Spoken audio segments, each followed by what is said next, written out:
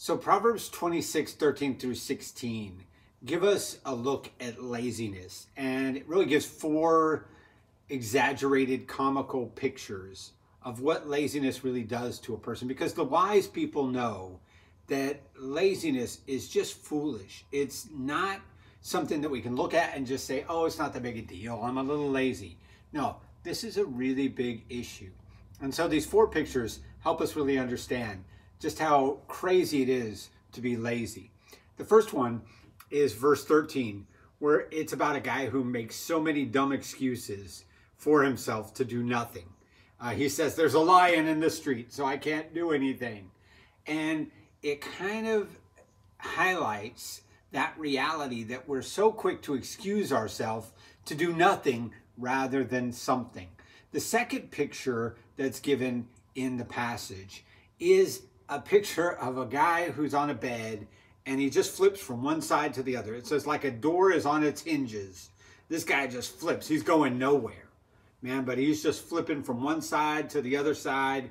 And it's to let us know that if you're going to do this, if you're going to lack that kind of motivation, you're not headed anywhere in life. The third picture is of a guy who is so lazy that he sticks his hand in a dish for food, and he is so lazy he won't even bring it back up to his mouth. He won't even do something he enjoys. He won't even take food that he likes and put it in his mouth. That's how lazy he is. And that's all about people who are so lazy they'd rather do nothing than something. Even things they enjoy, they would rather not do those things because they'd rather do nothing than something.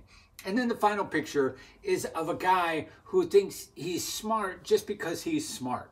He's not diligent. He's not seeking to understand. He just is out there spouting off. And it says that this guy thinks he can give a better answer than 7 sensible people. All right? He thinks that he already knows better than anybody else. He's the guy who walks in the room and says, oh, I think I know more than anybody else. And he doesn't realize that he's the fool in that scenario. And so here's the thing, whether it be intellectual laziness, whether it be motivation, whether it be a life of excuses, whether it be giving up on the joys of life because we just don't want to do anything, Proverbs says, look, that is not the way to go approach life.